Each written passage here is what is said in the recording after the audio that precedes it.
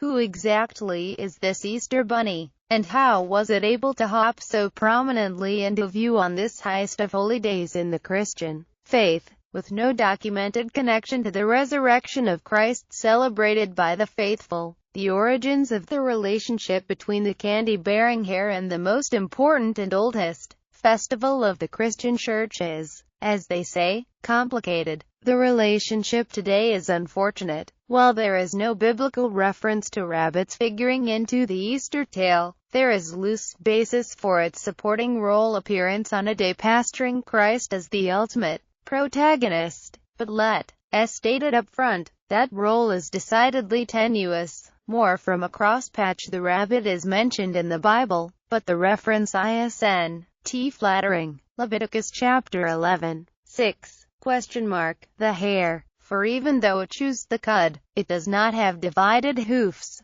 It is unclean for you. Yet despite being outed as unclean so long ago, the Easter Bunny continues to insinuate itself into the day's activities, figuring prominently at untold households throughout the world as children excitedly search for the candy the animal purportedly leaves behind. But how did this come to be? And is it proper? Why a bunny leaving candy and eggs? A piece in the conversation notes correctly that hares and rabbits are often conflated as the same creature. They are not the same animal, but the hare's curious gestation abilities yield a clue into how the species cemented its role in the day's significance. The hare, you see, is somehow able to produce a second litter while still pregnant with the first, yielding a ready reference to the virgin birth of Christ himself. Those attributes of rebirth and fertility somehow suffuse the animal with a legitimate role in the drama of the resurrection to some minds. So, there's that point of view. There are others.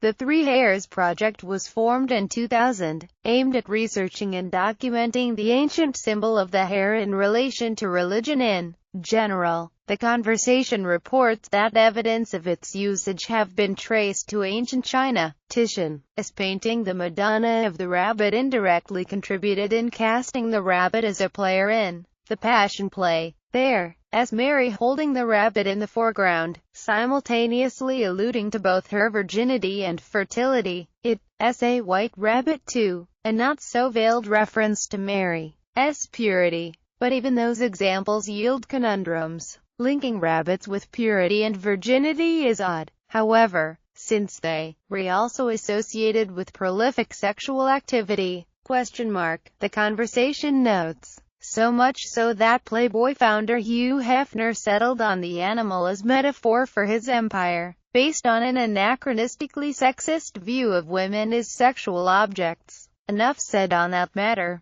It is Easter, after all. Authorities on folklore instead turn to ancient Anglo-Saxon mythology in search of answers. Specifically, their focus of study centers on the myth of fertility goddess Ostara. According to the Encyclopedia Mythica, Ostara represents the rising sun and thus associated with spring. A friend to all children, she changes her pet bird into a rabbit to amuse them. That transformed rabbit brought forth brightly colored eggs, which the Greek goddess gave to children as gifts. From her name and rites, the festival of Easter is derived. Aha! Jacob Grimm advances the theory in his 1835 book Deutsche Mythologie. The Easter hare is unintelligible to me, but probably the hare was the sacred animal of Ostara. Ostara.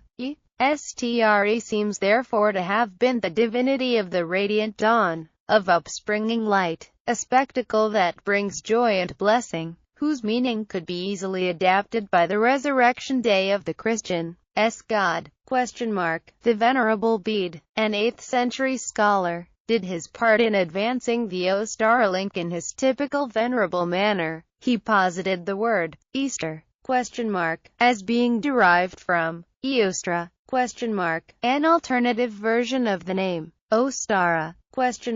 Aha! Some, nay, untold many, would balk at such links, viewing the connection as sacrilege. Indeed, the Ostara link, while increasing in popularity as the basis of the modern-day Easter Bunny, has been historically debunked or otherwise contested as plausible theory. The rabbit, hare, bunny emerged by the 16th century as a full-fledged bearer of Easter eggs for distribution to delighted recipients. The earliest reference of this egg-carrying manifestation appears in a 1572 German text. Do not worry if the Easter bunny escapes you. Should we miss his eggs, we will cook the nest. ? The text reads, "Not sure exactly what this means, but this is a historical rabbit reference nonetheless." 2 centuries later, German immigrants to the United States brought the custom of the Easter bunny with them. From there emerged the earliest signs of Easter bunny commercialism. By the end of the 19th century, sweet shops in the eastern states were offering rabbit-shaped candies, forerunners to the chocolate bunnies so many of us enjoy today. To be sure, the Bible makes no mention of an Easter bunny. Trust us on this one. But there is mention in the Christian faith of what could very well be the first Easter egg. Spoiler alert: